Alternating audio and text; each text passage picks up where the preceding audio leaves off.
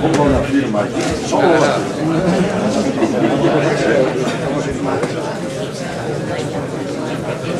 Bueno, habrá que decir. Sí. Oye, no cambiar el agua. Solo la firma, no quiero abusar, Solo la firma.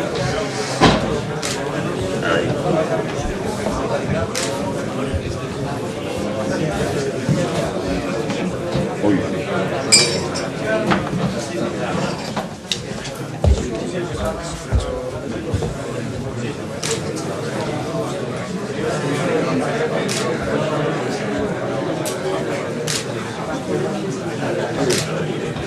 Bueno, don Gustavo, bueno, señoras y señores.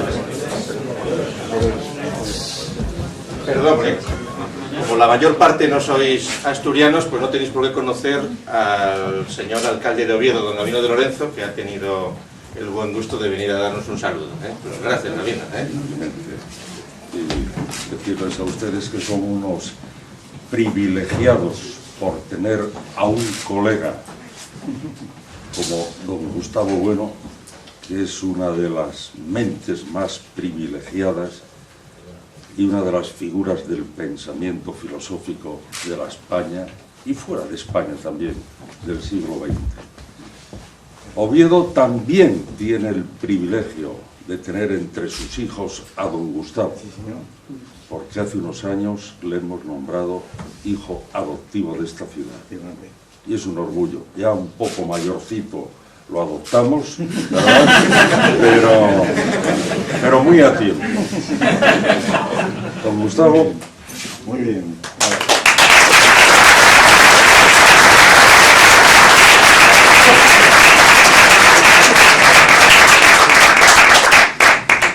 Por favor. Bueno, me ha gustado. Bueno, yo tengo que decir, Ternos, que me ha tenido que le dedicase un libro y le he puesto El mejor rey, el alcalde.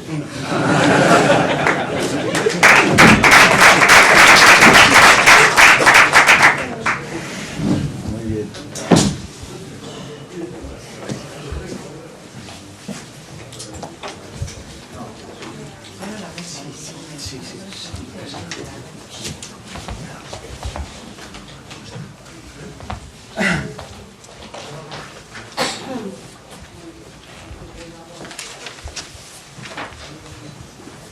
Bueno, un segundo.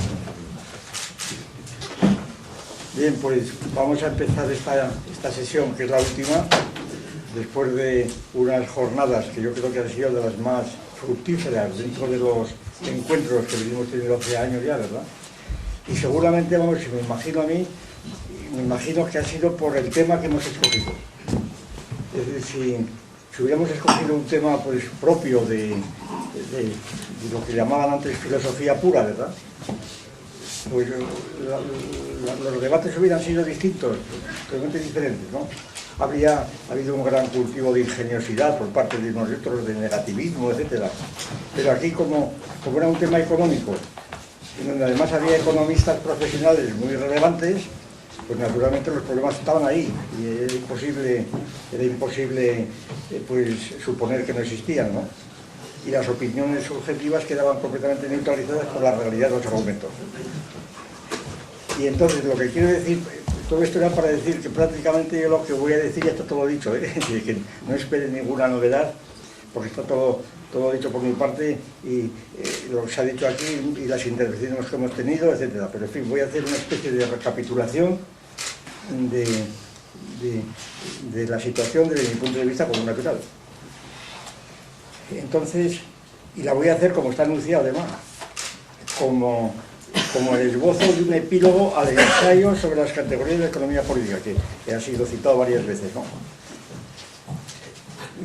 La razón de hacer esto es que un grupo aquí presente, Armesilla, etcétera, ¿verdad?, que ha intervenido por aquí, pues se les ocurrió hace un par de meses, creo, reeditar este libro por su cuenta, ¿verdad?, A mí me dijeron que qué me parecía, pues ya hago lo que quiera, claro, el libro ya es objetivo, pues muy bien, lo reediten, y entonces, pero claro, pero tengo que poner un epílogo, un prólogo, porque este es un libro que tenía 40 años, yo creo, 40 años, y entonces, pues los 40 años se notan en todo, y se notan, pues yo creo que por razones objetivas también, primero porque han cambiado las circunstancias políticas y económicas actuales.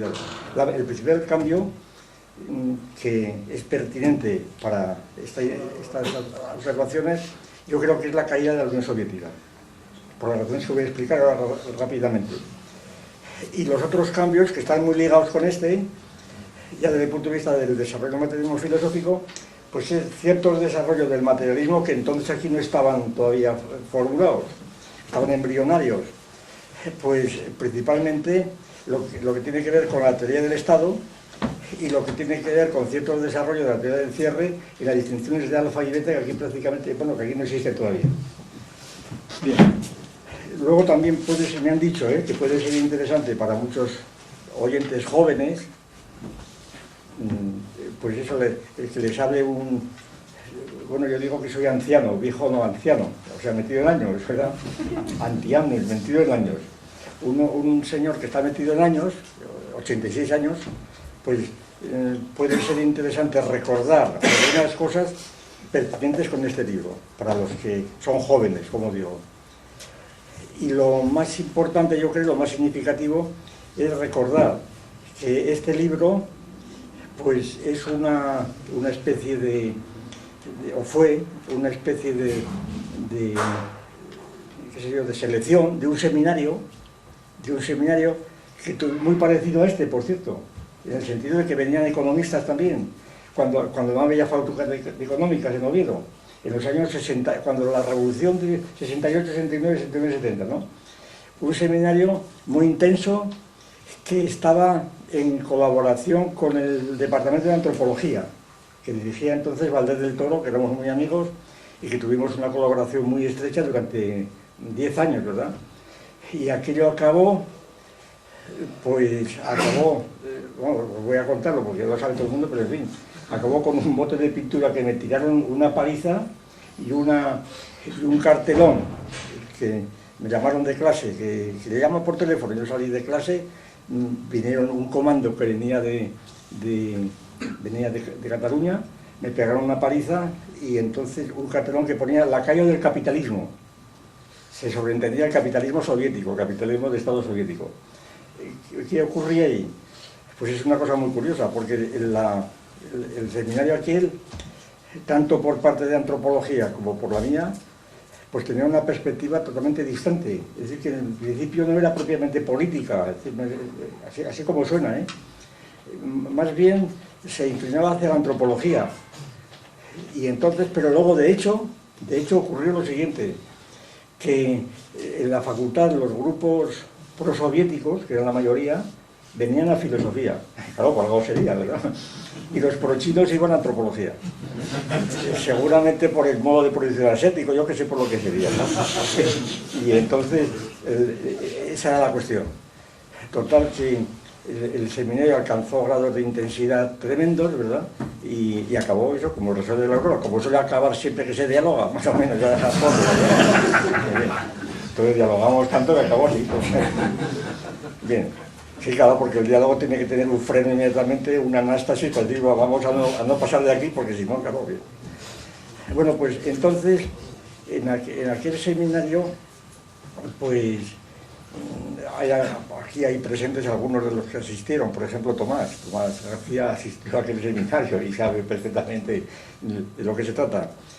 Entonces aquí, al leer yo ese libro, yo este libro no lo había vuelto a leer desde entonces, así como suena, había leído algunas páginas, pero luego no lo había vuelto a leer. Y cuando estos días lo leía en función de esta publicación, pues quedé asombrado. Dije, pero ¿cómo digo yo estas cosas? Además, yo ni siquiera lo entendía, Es decir, tuve que gastar mucho tiempo en decir, bueno, pero qué cosa tan extravagante, ¿verdad? Una cosa totalmente extravagante, la propia estructura del libro, dialéctica categorial económica y filosofía. Era una cosa realmente sorprendente. Cosa que, sin embargo, he notado que a mucha gente no le sorprende porque, ¿verdad?, como otra cosa de filosofía, que más da, ¿verdad? Son palabras bien. Bueno, ¿qué ocurría aquí? Bueno, y después de mucho darle vueltas, pues, bueno, y luego cuando, esto por ejemplo, pero luego cuando aparecía la palabra socialismo, filosofía y socialismo, visto así de golpe, digo, pero bueno, claro, el socialismo hoy día es el PSOE. Y entonces esto da lugar a que muchos digan, qué vergüenza este individuo, cómo ha cambiado de chaqueta. Bueno, pues lo hubiera cambiado, qué más da, ¿no? Eso no tengo ningún inconveniente, pero que es que no es eso. Es el lenguaje. ¿Por qué?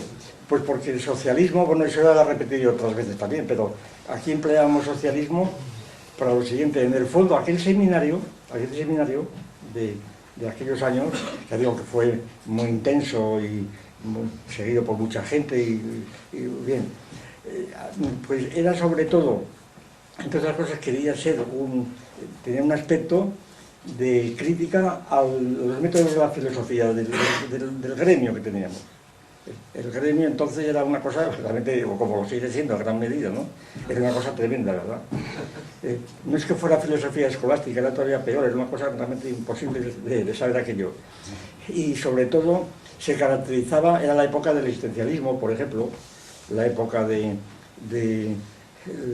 libertarismo, de esto de la imaginación al poder, todas esas cosas, ¿no? Aquello del mayo del 68. Y entonces tenía un componente esencial de carácter pedagógico, si se quiere. Entonces estudiaban en la facultad 200 o 300 en cada curso, ¿verdad? Que yo era distinto de cómo fue luego, es decir, que tenían un aspecto de las clases de mítines, más o menos.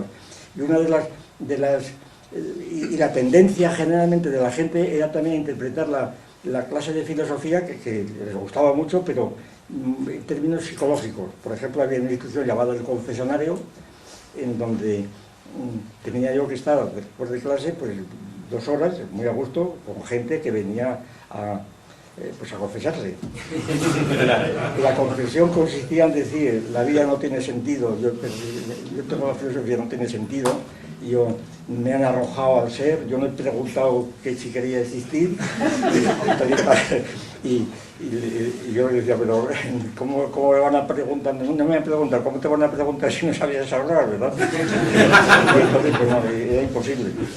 Y más o menos terminaba más o menos con este consejo. Bueno, pues, ¿y qué me aconseja usted? Porque yo me voy a suicidar. Porque yo le decía, bueno, pues mira, antes de suicidarse le daba el libro primero de Euclides.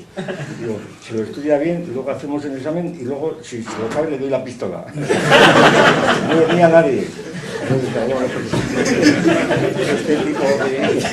Este tipo de filosofía que pues querían que lo identificábamos con el individualismo, el solicismo, yo qué sé, estas cosas, ¿no? El cogito en el fondo, la profundidad, el sentido de la vida, yo pienso mucho, en fin, estas cosas, ¿no? Pues yo pienso, luego existo, en el fondo era esto. Pues iba contra esto, y entonces contra el individualismo poníamos al socialismo, en el sentido social de la expresión, de socialización. Claro, luego me enteré que socialismo es una palabra que había inventado el uno que inventó la palabra solidaridad, en el sentido actual, que era Leroux, Pierre Leroux. Entonces inventó la palabra socialismo y nadie se popularizó pues hasta ahora, ¿no? Entonces, pero claro, fue una palabra secuestrada porque socialismo, como tantas veces hemos dicho después, socialismo, pues yo no creo que sea un concepto que define, por ejemplo, a un partido político de izquierdas, como se dice, porque tan socialismo es el de derechas como de izquierda. El año pasado, me parece que fue, publiqué un libro llamado El mito de la derecha, donde yo defendía, no representaba una taxonomía que era la derecha socialista. Es decir, hay una derecha que es socialista. ¿Por qué? Pues porque tiene la misma política muy parecida a la de la izquierda, y allí incluía pues toda la época de Maura, de Primo Rivera y la época de Franco. Seguros sociales, seguridad social, todo esto, es exactamente la misma política, en diferentes grados de desarrollo según entonces, derecha socialista. Y defendíamos la tesis, tan socialista es pues una sociedad anónima, una sociedad anónima, ¿verdad?, tan socialista como un sindicato obrero. Los dos son socialistas, serán de sentido contrario, pero yo soy socialista y ¿usted qué es? Individualista, ¿no? Eso no. El uso de las palabras es tan fuerte que ahora prácticamente hay que decir esto, pero seguramente resbala en muchos porque bueno, esto es una justificación a posteriori, no, era esto realmente. Entonces, al atacar a este concepto individualista o no sé cómo decirlo, egocentrista, meditativo, de pensar, ¿verdad?, el cogito, más o menos, la tradición cartesiana, pues al tratar de asuntos como la economía política, pues era una gran medicina para este tipo, y entonces interpretábamos que socialismo entonces, además socialismo entonces no significaba lo que ahora, socialismo entonces significaba comunismo. Socialismo entonces era comunismo. Es decir, la revolución socialista era la revolución comunista soviética, ¿no? Era esto. Y entonces, pues es un contexto que de aquel seminario, pues muy difícil de explicar ahora, por eso fuera de contexto todo queda todo descoyuntado, porque además el seminario no está entero, porque hubo que seleccionar cuando se le ocurrió a Rosa Regal pues publicar esto, hubo que mandar rápidamente allí todo un material que había allí enorme, pues sacar rápidamente para mandarlo porque tenía que publicarlo rápidamente, o sea que es una cosa descoyuntada, es una cosa, pero en fin, así es. Y por eso necesita un prólogo, necesita un epílogo de algún modo de la cuestión, para no dar lugar a malos entendidos. Y entonces la idea principal pues era tratar de demostrar hasta qué punto el concepto de economía política, hay que tener en cuenta, como he dicho, que antes no había facultades de economía, la economía se estudiaba en las facultades de Derecho, e incluso se distinguía economistas, yo recuerdo aquella distinción que me hacía muchas veces, economistas literarios y economistas matemáticos, no sé si ahora sigue esto. Es decir, los que utilizaban las matemáticas tipo Gibbons y tal, y los que no, como tipo, yo qué sé, Stuart Mill, por ejemplo, digo yo, ¿no? Algo así, ¿verdad?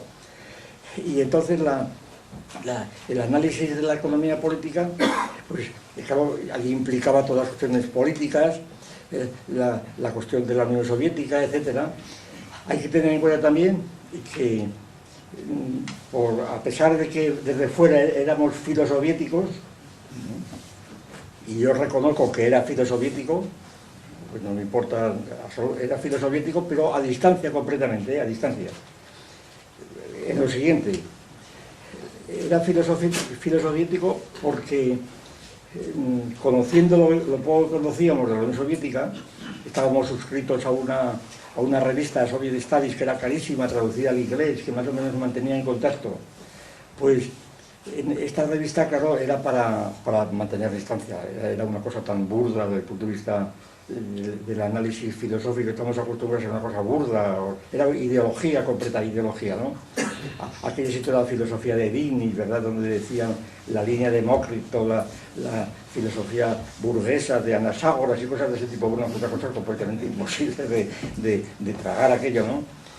Y luego, pues, el monismo, completamente el monismo. Yo tengo que decir también, para que se vea que estoy hablando textualmente, Ensayos materialistas llevaba un subtítulo que era Intento de introducir la filosofía materialista en la academia, que esto fue del año 71-72. Y ese libro iba directamente contra el Diamant.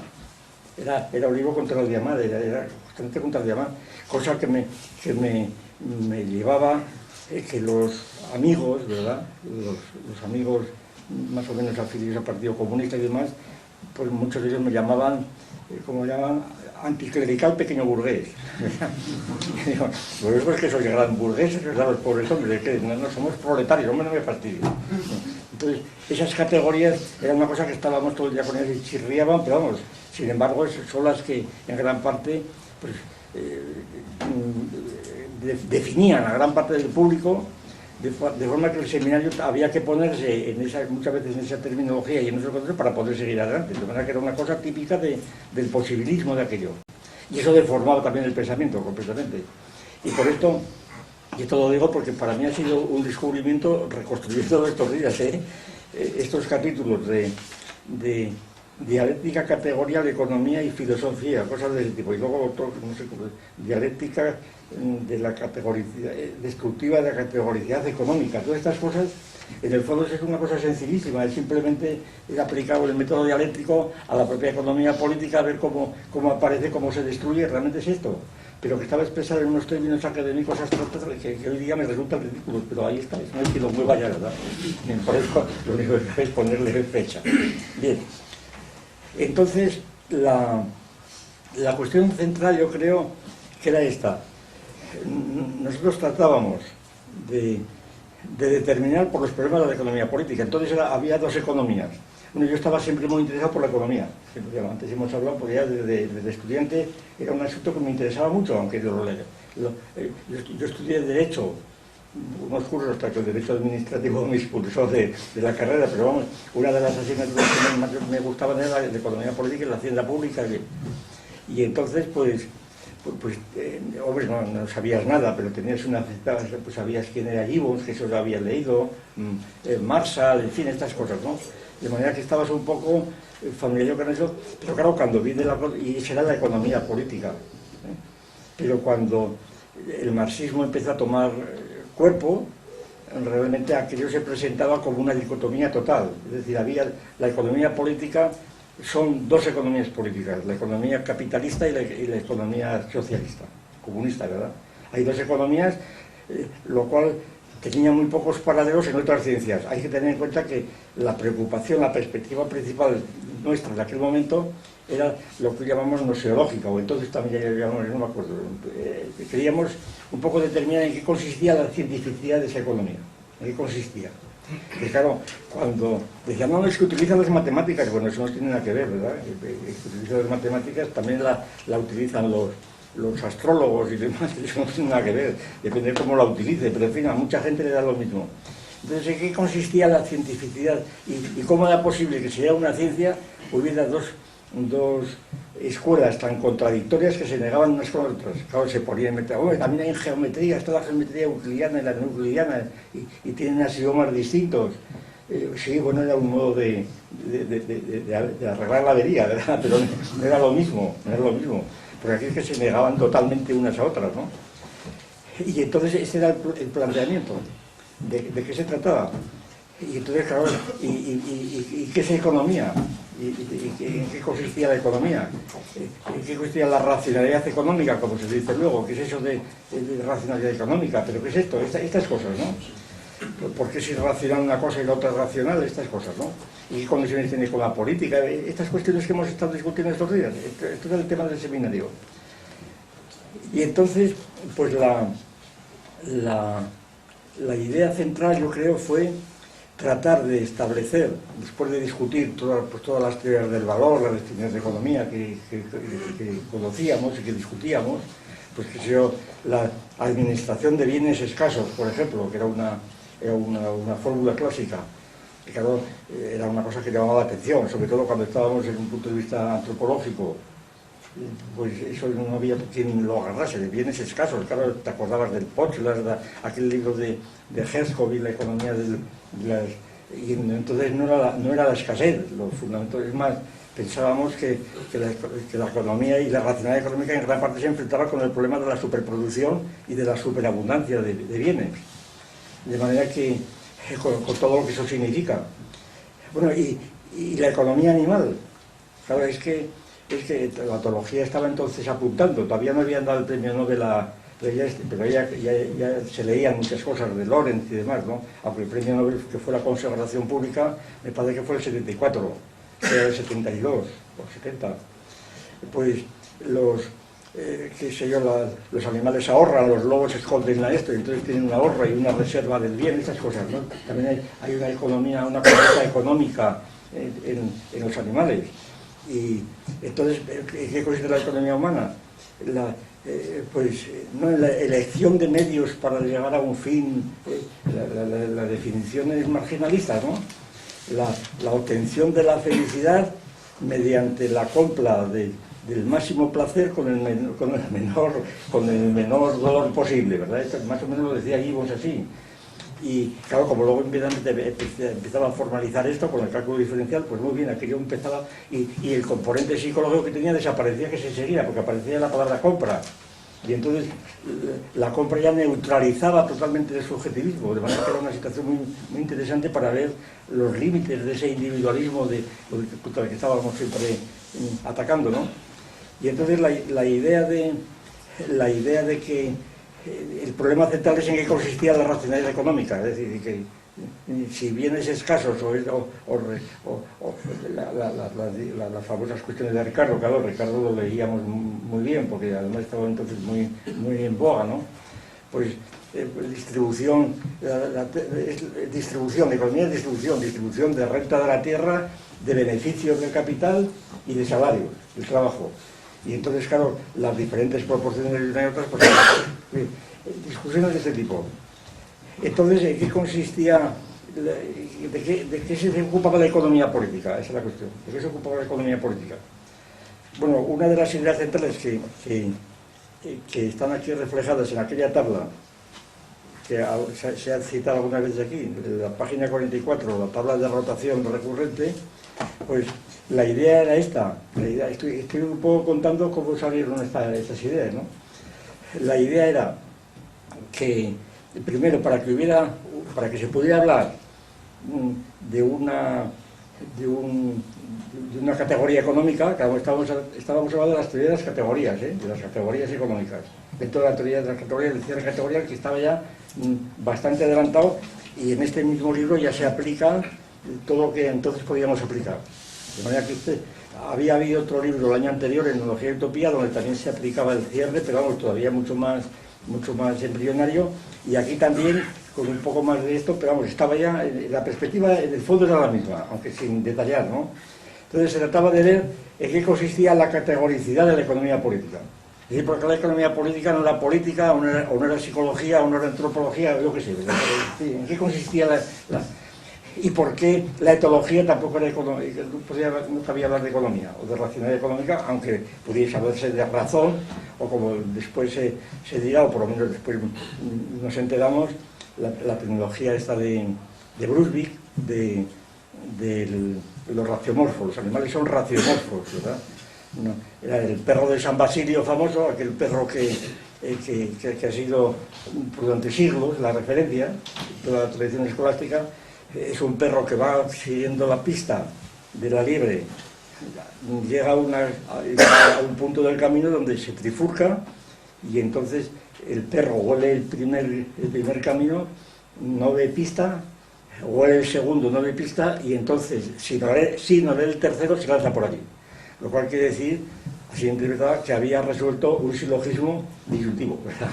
Que hay tres posibilidades, ni esto, luego esto. Entonces el perro de San Basilio razonaba. Claro, este perro de San Basilio es incluso decir la tradición que ha tenido. Pero luego, con este experimento, escucho decir después con los experimentos de Sultán en Tenerife, la cosa era clarísima.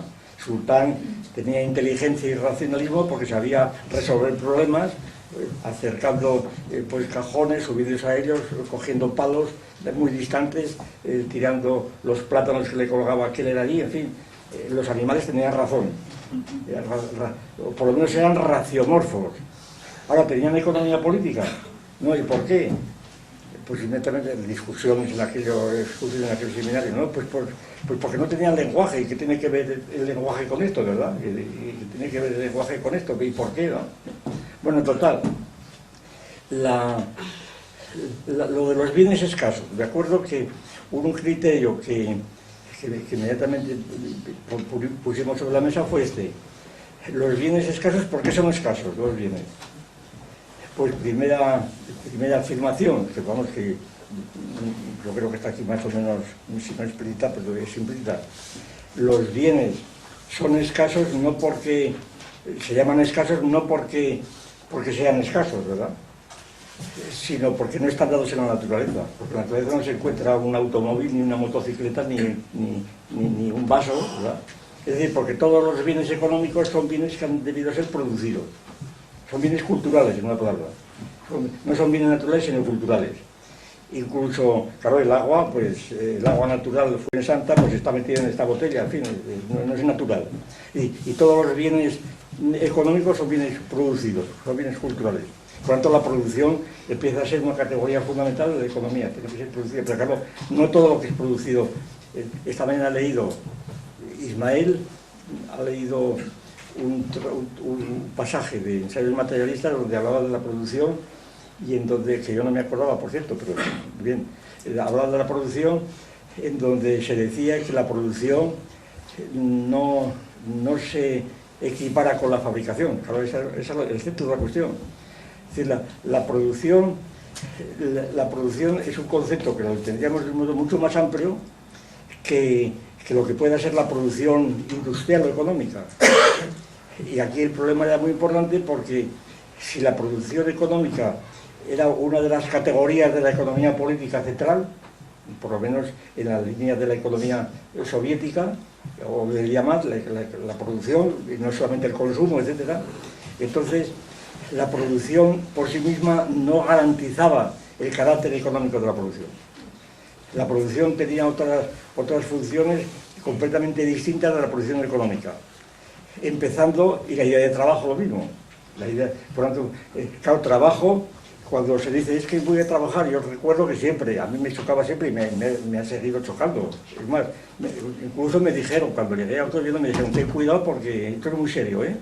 Cuando yo manifesté mi sorpresa de que me pagasen más dinero que en Salamanca por explicar, dije, bueno, realmente, sí, es que trabaja, si yo no trabajo, yo no me siento que trabajo, realmente yo no trabajo. Decía, yo no tenía impresión de trabajar, yo estaba dando clases, escribiendo, trabajar esto, y exactamente igual cuando tocabas el piano, no es trabajar. Pues ten cuidado porque ahora estamos haciendo reivindicaciones laborales, bueno, pues yo me callo, ¿verdad? ¿De acuerdo? Entonces, la idea de trabajar, que para muchos era, pues, claro, era lo que dignificaba la existencia, ¿verdad? El trabajo, pues realmente yo ese día no la tenía, la verdad, porque depende de en qué trabajases, como natural. Y luego, pues, había trabajos, pues, que eran contraproducentes, porque eran muy malos, es decir, que soy trabajador, pues peor para ti, ¿verdad? Porque, bien, quiere decir que la idea de trabajador yo no la tenía por las razones que fueran, la idea de trabajo productivo. Claro, es que sin trabajo no se puede hacer nada. Hombre, claro, si por trabajo entiendes fuerza por espacio, por coseno de alfa, desde luego, ¿verdad?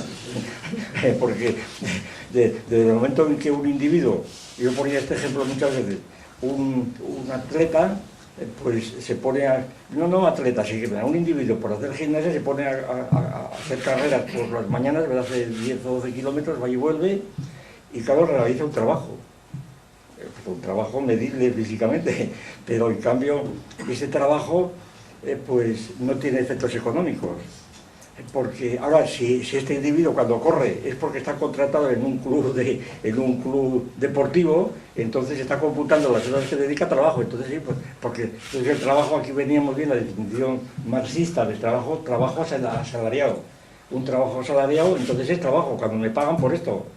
Entonces yo tuve que reconocer que aunque no era trabajo lo que yo hacía, lo que yo creía que hacía, como me pagaban, pues estaba asalariado, ¿verdad? Estaba asalariado y entonces era trabajo. Y de manera que entonces, también es verdad que aquí venía toda la cuestión del funcionario, que si eras funcionario, que nos hicieron funcionarios por entonces, porque hasta entonces los catedráticos no éramos funcionarios, pero luego nos hicieron funcionarios. Y claro, la palabra funcionario, pues no sé, yo por las novelas de Dostoyevsky y demás me sonaba a mí como pues el funcionario, ¿verdad? El hombre que está ahí escribiendo la funcionario. Yo no soy funcionario, nosotros tenemos funcionario.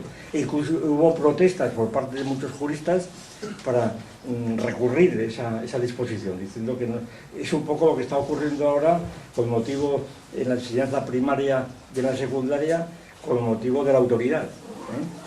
Que los maestros o profesores puedan pues castigar a los niños o expulsarles de clase, porque si eran funcionarios no podían, pero si son autoridades, sí, en el fondo de esta discusión que se planteaba entonces, en aquellos años 60 debía ser. Bien, entonces la idea de trabajo, de producción, vamos a ver, de producción de bienes culturales, por supuesto, no era posible una económica. A mí me parecía verdaderamente ridículo imaginar, yo entonces era muy melómano, pensar que cuando Mozart estaba escribiendo una sinfonía estaba haciendo un trabajo, una producción, es decir, que no tenía nada que ver, es decir, una cosa que no tenía absolutamente nada que ver. Luego sí, el negocio daría pues los que editaban las obras, los textos, eso sí, pero él no estaba trabajando de ninguna manera, estaba produciendo. Tampoco es que estuviera creando, como se decía, estoy creando, que es lo que se dice ahora. Ahora los creadores, estos de la ceja, son creadores. A ver, eso es demasiado. Hombre, ni tanto ni tan calvo. Creadores de qué, creadores es una cosa tan ridícula. Estoy creando, ¿verdad? Pues estáis produciendo, pues, si no hay otra palabra mejor en español, produciendo, claro, produciendo después, como se llamaron productores en la época del franquismo, a los trabajadores manuales, eran los productores. Es decir, el lenguaje pues es casi imposible de utilizarlo. Cualquier palabra que utilices está contaminada por otro lado, pero en fin, por eso hay que explicarlo. Bien, entonces, la idea de que la producción no tenía por qué ser económica en principio, ni siquiera significar trabajo en el sentido asalariado, por tanto, aunque sí un trabajo físico, pues sí, necesariamente, sobre todo desde una perspectiva materialista, pues aunque Mozart estaba allí escribiendo en las partituras, pues ese era un trabajo, movía la pluma, ¿verdad? Y fuerza por espacio, claro, se puede ver la cantidad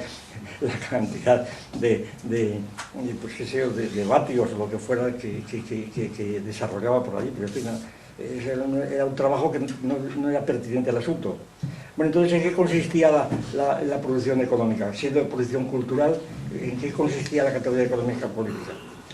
Pues la cuestión era, como todo el mundo comprende, muy importante, porque presentaba el problema de cómo un proceso que estaba envuelto en otros de producción, sin embargo, pretendía alcanzar una cierta categoricidad, una cierta autonomía, una cierta independencia, por tanto, que es lo característico de la categoría. La categoricidad, sobre todo, tiene como fundamento el que se segrega de las demás, es decir, que tiene una especie de autodeterminación al momento de proceder. El ejemplo más claro es en la geometría. Tú estás demostrando un teorema de Euclides y allí es totalmente irrelevante que aquello sea físico o químico, donde está, es exactamente lo mismo, extraes todo eso, ¿verdad? Extraes todo eso. Y por supuesto no tiene nada que ver la tiza con estás escribiendo la cinta, de ahí no sale el teorema, allí salen otras cosas. Y entonces, aquí, y la demostración de los teoremas es totalmente distinta, como sabemos, de las leyes químicas o geométricas. Es decir, incluso está, aunque se ha utilizado constantemente, es trampa hacer una demostración geométrica pues superponiendo una cosa a otra, a ver si encaja, para que la ecuación, a ver si empíricamente, como se dice, no tiene ningún valor, aunque pueda ser una guía para ver que la cosa no va mal descaminada. Bien, pues entonces el criterio más o menos que utilizábamos fue el siguiente. Pues como quiera que la producción económica supone siempre producción de bienes que por tanto no son individuales. La producción económica, el caso de Robinson era el primer caso. Robinson no tiene conducta económica, no puede tenerla, a pesar de los ejemplos reiterados, Robinson, y bueno, también aquí se han puesto el caso de Robinson. Claro, Robinson se dice que tiene, desde el punto de vista del marginalismo, porque prefiere guardar aquí carne y aquí el otro lado y ahorrar, claro, no comer, claro, pero ese es el ahorro del lobo cuando entierra la presa, ¿no? Entonces no es ahorro, son cuentos económicos aplicados a una conducta individual etológica o no etológica, es igual. Y entonces allí no hay economía en Robinson. Incluso cuando va apuntando los días de la semana, para ver cuándo va, pues tampoco es conducta económica, eso será praxeología, lo sumo, porque no produce nada. Sí, entonces, ¿qué pasa con Robinson? Que no puede desarrollar conducta económica un individuo porque no tiene posibilidad de intercambiar los objetos que ha producido, y entonces, si no tiene posibilidad de intercambiarlos, no hay producción, sencillamente no hay producción. Y entonces, ¿cuándo empieza la producción? Pues la producción empieza principalmente cuando hay un grupo social, de momento indeterminado, un grupo social en el cual los individuos producen bienes culturales y los producen de forma institucionalizada ya, ¿verdad? Institucionalizada. Aquí no siempre da la palabra, pero está ejercitada ampliamente, porque me he dado cuenta que está totalmente ejercitada, incluso más o menos alguna vez aparece la palabra. Es decir, que la producción económica no es una producción, diríamos, una creación totalmente individual, genial, ¿verdad?, que nadie la entienda, porque entonces no tendría valor económico, salvo que se compre por esto, en el caso de los cuadros de los genios, ¿no?, y que adquieren valor precisamente por su rareza, por su extrañeza. Entonces, parece ser que la producción de un bien económico tiene que estar dado conforme a un modelo ya estereotipado más o menos, ABCD, un modelo que es el que le permite después ser transmitido a otro, traspasado a otro, ¿no?, adquirido por otro, lo cual era el argumento principal contra todo tipo de individualismo, de que hablábamos. El bien que yo estoy fabricando tiene que ser entendido por otro con relaciones simétricas, transitivas, etc. Es decir, hay un tipo de realidad que está implícita al parecer en la fabricación, en la producción económica. Y entonces, en este proceso de producción, claro, lo esencial es, primero, que la producción, de un modo u otro, tiene que ser ya no individual, porque nadie puede producir algo si no pertenece a una institución. Es decir, nadie tiene una idea particular, imposible. Todas las ideas son heredadas. El lenguaje es la mejor demostración de que parte ya de ideas heredadas. Es decir, es imposible partir de cero, ¿no? Y entonces la producción es esencialmente histórica, no la palabra. Y esto es un hecho esencial, es esencialmente histórica. Y entonces la producción económica, que pues, por de pronto tiene que ser producción de cuerpos tridimensionales, algo parecido, tiene que producir cuerpos. Es decir, una partitura, un concierto de flauta, ¿verdad?, tiene que producir cuerpos, un libro, es decir, una casa, por supuesto, y todo lo demás, un pan. La producción tiene que tener cuerpos, porque ahí es cuando empieza el intercambio. Y entonces los bienes producidos son precisamente escasos por eso, porque tiene que ser producido, lo cual no quiere decir que la producción no lleve inmediatamente a una superproducción, por lo menos relativa a la demanda que haya. Bien, entonces según esto, claro, se establecían inmediatamente unos circuitos en donde el intercambio era fundamental.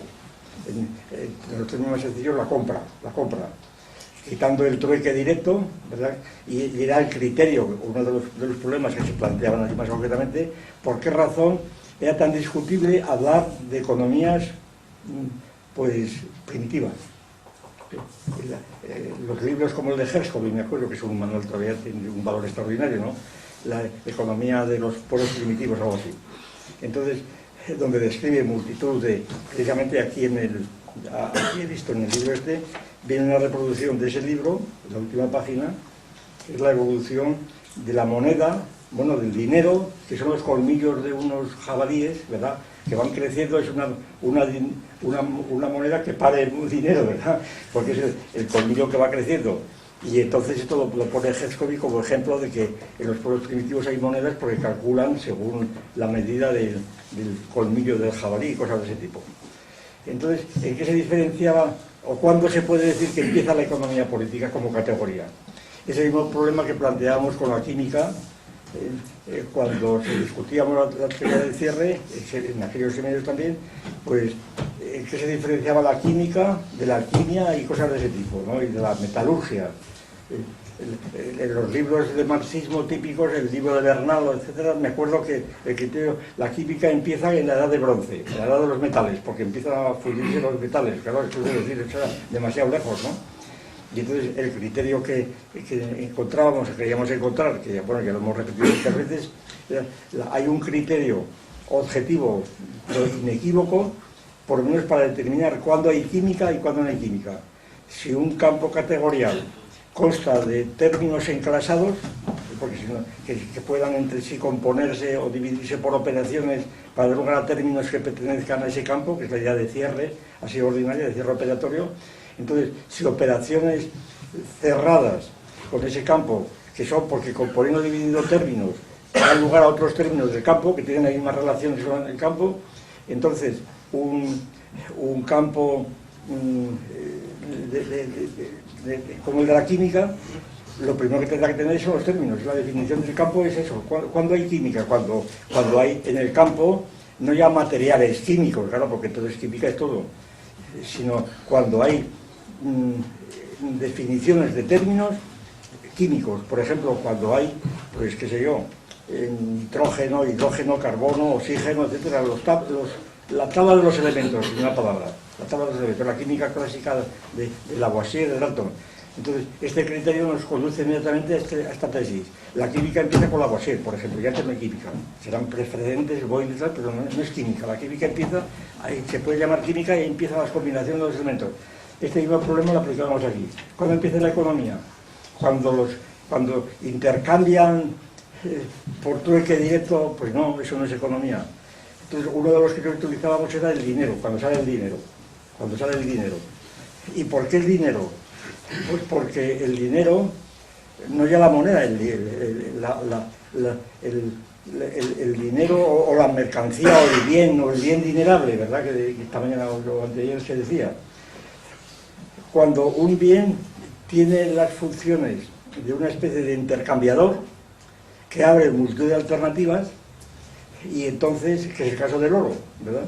¿Por qué? Porque este bien lo que hace es poder ser intercambiado por otros muchos, con lo cual este bien ocupa inmediatamente una situación de nivel superior, un poco de energía potencial que le permite determinarse a otras muchas situaciones de energía actual, ¿no? Entonces, que puede intercambiarse por muchos bienes, que sería el caso del oro.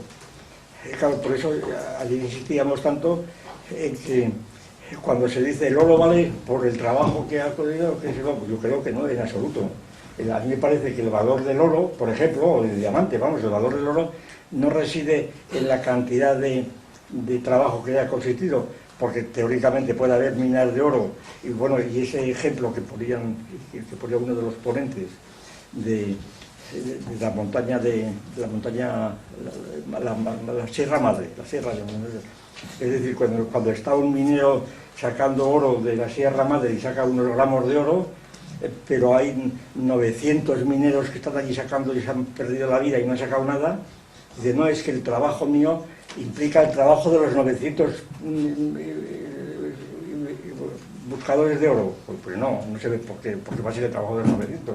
No, es que no veo, eso es una pura, a mi juicio es una pura afirmación retórica, poética, ¿verdad? Es decir, socialista en el sentido, es que somos los 900, no, los 900 no, el que hay contra el euro es ese. Y, hombre, los demás han podido contribuir, a lo mejor han estorbado, ¿verdad? No, depende, claro. Nada, entonces no es eso. Yo creo que es suficiente. Entonces, ¿por qué se aprecia el oro? Primero, porque podría haberse encontrado de un modo natural, nativo, en grandes cantidades, como a algunos les ha ocurrido. Y segundo, porque independientemente de esto, el oro tiene condiciones químicas pues que son características y que no las tiene cualquier otro objeto. Es lo de la barra de oro del Protágoras de Platón, ¿no? Cuando Platón distingue sus clases de totalidades y dice, por ejemplo, la barra de oro, que se divide por la mitad y sigue siendo oro, y se sigue dividiendo y sigue siendo oro. Es decir, que es homogénea, que es prácticamente infinita la división, bueno, por lo menos es absurdo, porque llega un momento, claro, cuando llegas a unos Armstrong, el oro desaparece ya, ¿verdad? Pero en fin, teóricamente, para los procedimientos así ordinarios del cursillo y demás, pues el oro, eso, además se puede refundir. Las partes de estos sectores atributivos se distribuyen, pero luego se pueden refundir, etcétera.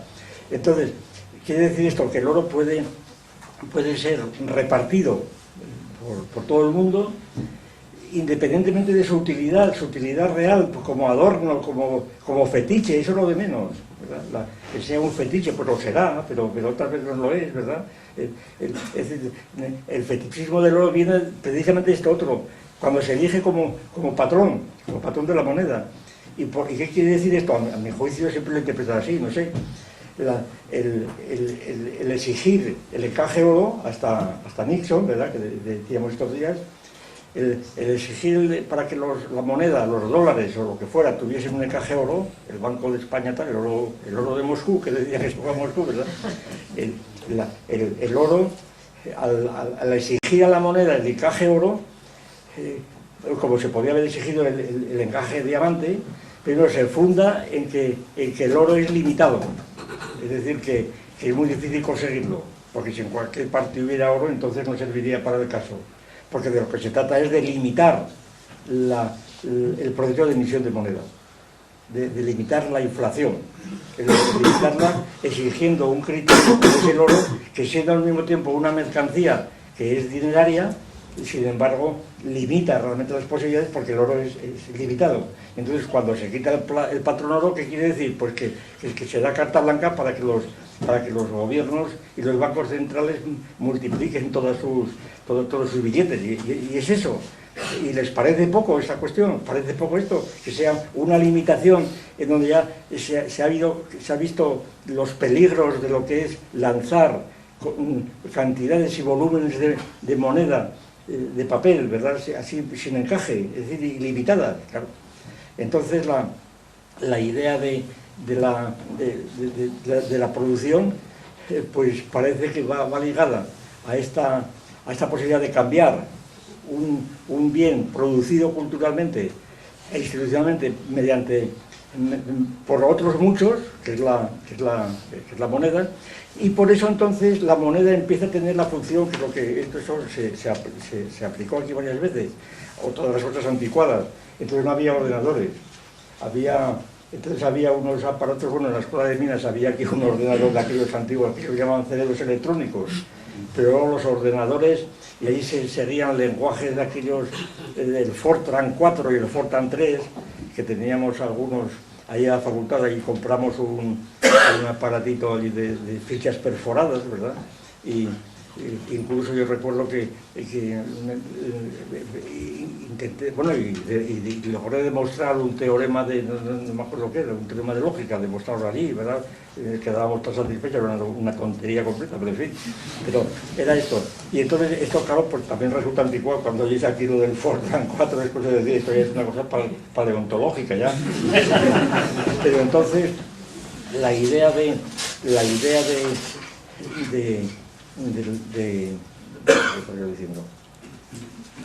sí,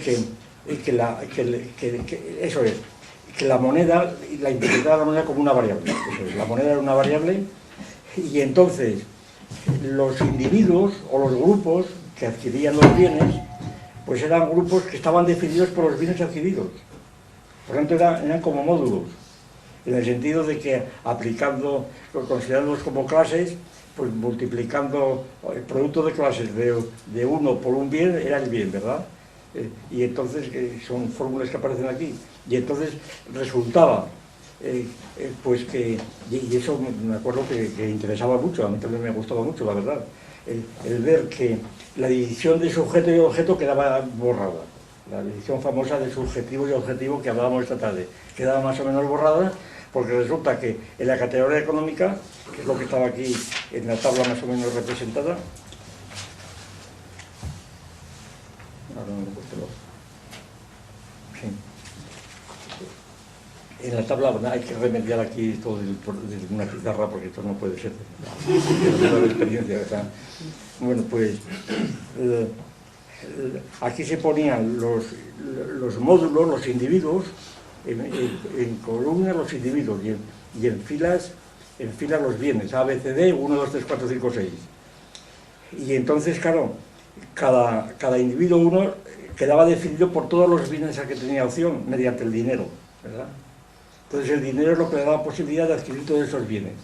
Por lo tanto, el individuo quedaba definido por el conjunto de bienes que podía adquirir para su uso o lo que fuera, ¿no? El individuo que fuera individuo o grupo. Y de este modo, lo subjetivo y lo objetivo quedaba borrado en la categoría económica.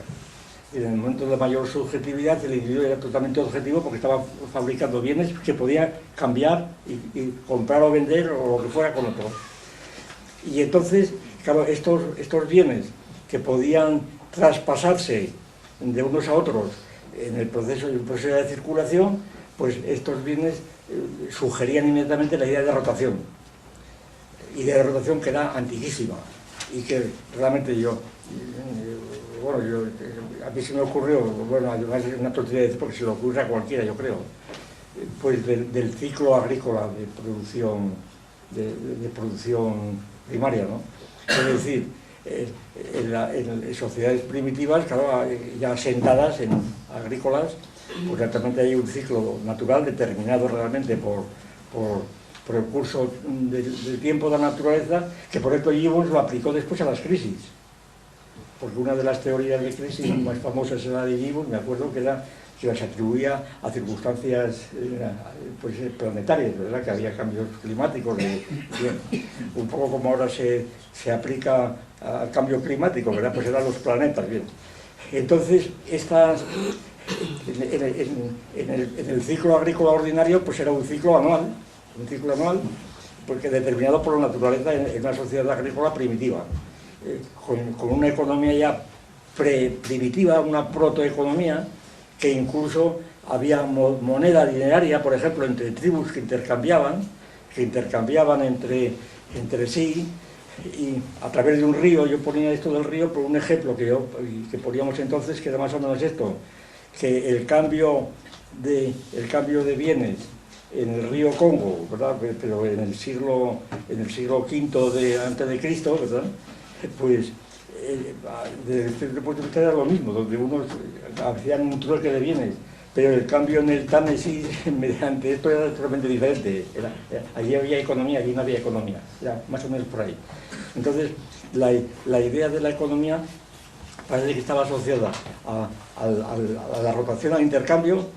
Esta rotación que aparece, pues eso, yo creo, sugerida en la idea del ciclo natural.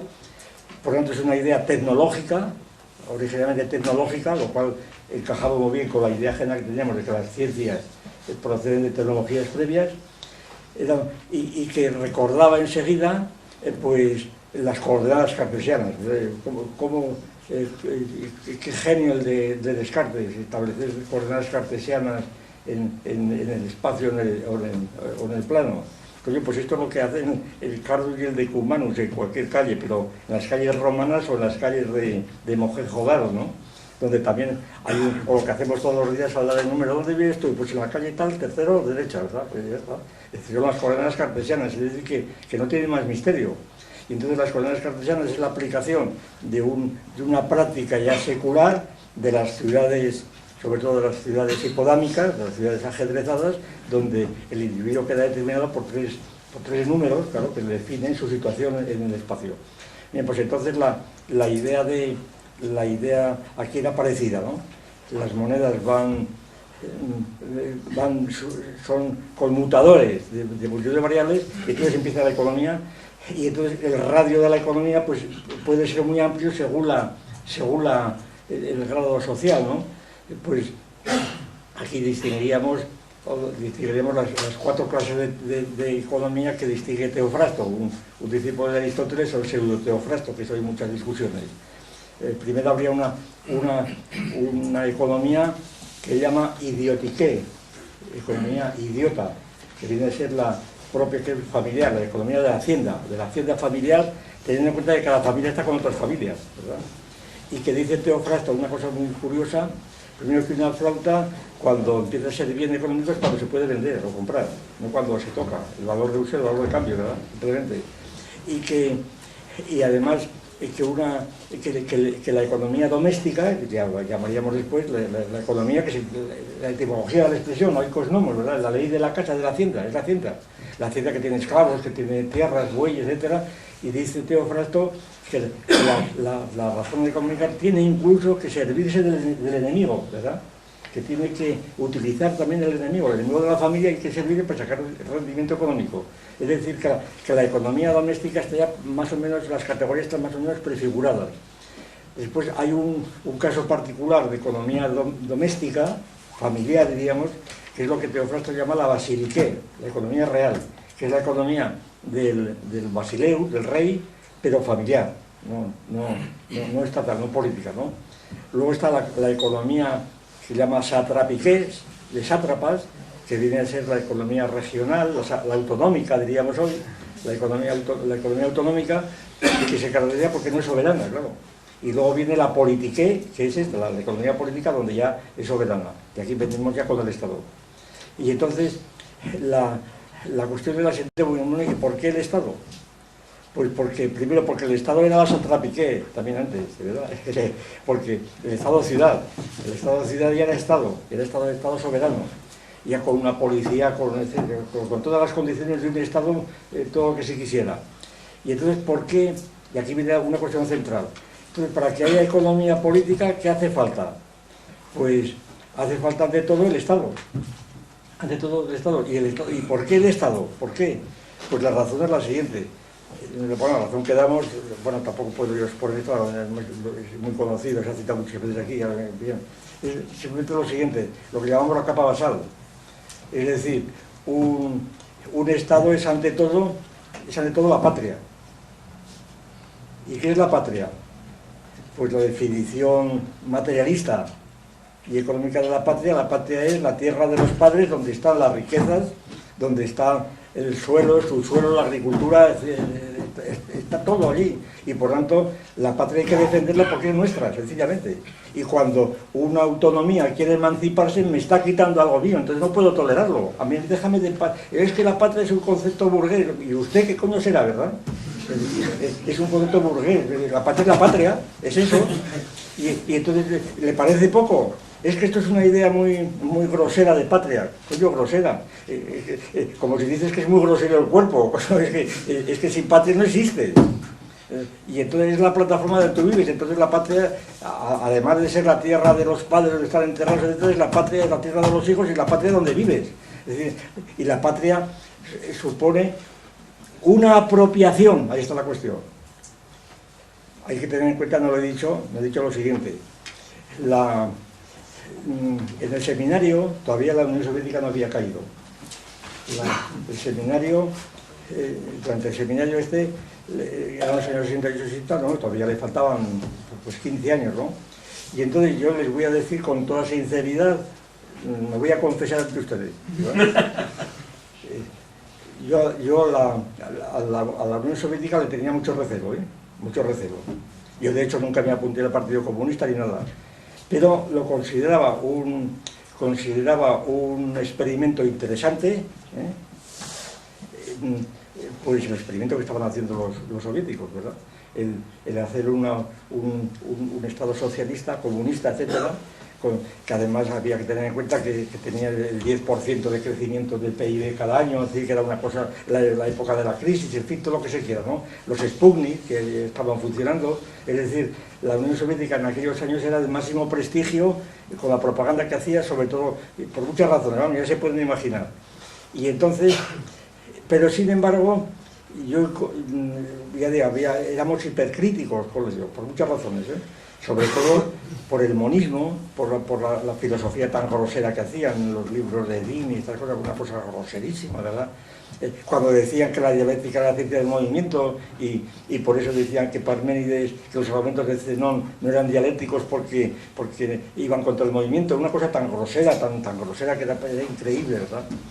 Y entonces, pues, bueno, era un recelo total contra los rusos, así sencillamente, ¿verdad? Como gente casi bárbara, por lo menos en filosofía casi bárbara. Luego sigo un poco la música y Tchaikovsky, y cosas de ese tipo, pero en fin, eso un poco y luego sí, toda la literatura rusa, que entonces era muy conocida, todo aquello de Pushkin y Dostoyevsky y demás, era una cosa muy ambigua, pero vamos, prevalecía la idea de que había sido un pueblo esclavizado hasta los zares y que por lo tanto que bien.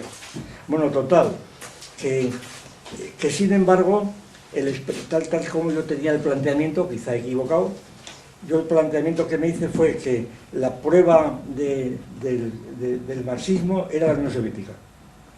Y que si la Unión Soviética fracasaba el marxismo. Es decir, la Unión Soviética es lo que después llamaríamos era un proyecto aureolar, es decir, tenía que resultar. Y si no resultaba, fracasaba completamente.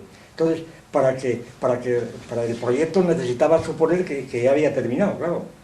De hecho, todavía Khrushchev, me parece que fue por los años, no me acuerdo muy bien, quizás fuera de 70 y tantos.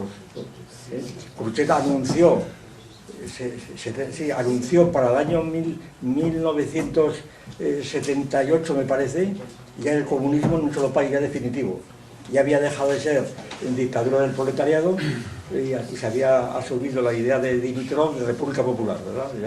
Ya no había clases sociales antagónicas y la idea de lucha de clases había desaparecido en la Unión Soviética. Entonces se veía una cosa tan artificiosa, todo que ve bien. Bien, entonces, sin embargo, a mí me parecía que, puesto que era un proyecto aureolar, había que esperar a ver qué daba de sí. A ver qué daba de sí.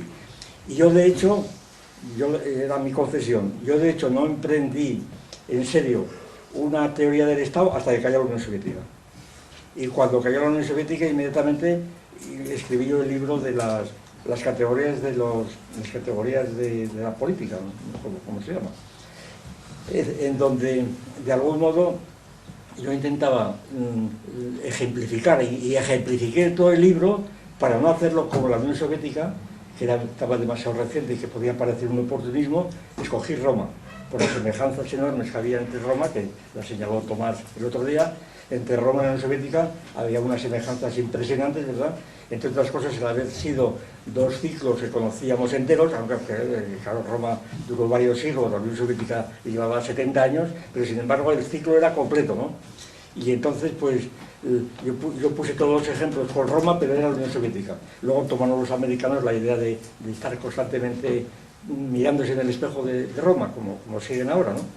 Entonces, la idea, y Roma no en plan simplemente de peplos, ¿verdad?, de películas, sino de películas tipo Gladiator y cosas de ese tipo, ¿no? Bien, entonces la idea de la Unión Soviética como estructura política, pues parece que estaba vinculada a su economía, a la economía marxista.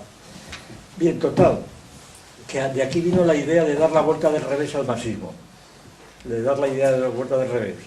Bueno, de esto no voy a hablar porque esto es larguísimo y es muy conocido, ¿verdad? Es muy conocido. Voy simplemente, no sé cómo vamos el asunto, yo creo que ya podemos terminar a las 8, ¿no? Digo yo, no, es que esto me estoy viendo que es 25, esto no tiene que acabe. Bien, voy a fijarme en el cuadro.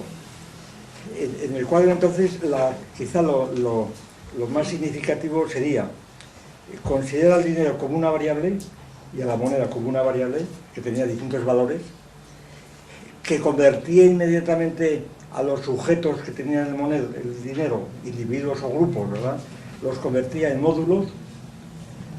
¿Por qué? Porque se identificaban cada vez con el bien que tenía, porque además en la producción, en el análisis de demandas, tenías que ponerte en el lugar del otro, etcétera, y porque la rotación, esta que tenía este origen tecnológico y que había sido, como el bien conocido, había sido ya representada por primera vez, pero un poco como Descartes las coordenadas no cartesianas las representó de las ciudades, había representado por el tabló de Quesnay, ¿verdad?, en el siglo XVIII, el tabló famoso de Quesnay, que según algunos es el origen de la idea de rotación en la economía o de circulación.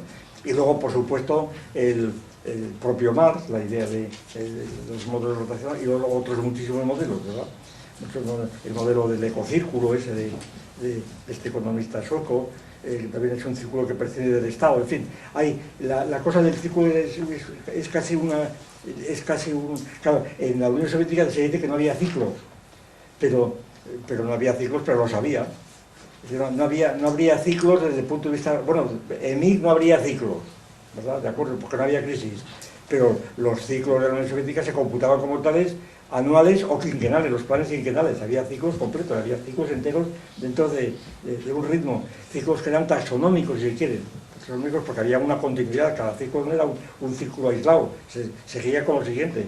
Pero en fin, entonces la cuestión es la economía política capitalista. ¿Cómo se definía la política capitalista? Pues primero por el derecho de propiedad, fundamental. Es decir, el Estado, la patria, que decíamos, la patria resultaba de una apropiación de un territorio. De un territorio, pues, después del Imperio Romano, pues aproximadamente de 500.000 kilómetros, por ejemplo. Francia, España, Italia, los grandes estados canónicos, ¿verdad? En América lo mismo. Es decir, un territorio amplio, suficientemente amplio en general, y entonces este territorio está limitado, apropiado quiere decir que es algo que Marx precisamente no considera, ni los marxistas. Es decir, que es una de las discusiones más fuertes que tuvimos. Es decir, es que no, cuando se criticaba la propiedad, ¿no? Es que la propiedad es producto de la explotación, producto de la lucha de clases. Era la cuestión de Engels, del origen de la familia, la propiedad privada de todas. Ahí fue la principal vuelta del revés que intentamos dar. Bueno, y que yo la publiqué en una revista del Partido Comunista que no lo leyó nadie, ahí está, pero vamos, quiero decir que ahí están los documentos. Pues la teoría clásica del día mal y de Engels, Marx se metió menos en estas cosas, ¿no? Fue sobre todo Engels, pero Engels instruido por Marx y con la aprobación de él, ¿no? La lucha de clases es el pecado original de la humanidad, como sabemos, es el pecado original, es la fractura, es la alienación famosa. Una de las palabras que me acuerdo que más me indignaban a mí, estoy alienado, pero eso qué coño es, ¿verdad? Alienado. Es que están alienados, bueno, y todavía se sigue diciendo, es que estoy alienado. Claro, yo tenía una cierta familiaridad con los manicomios.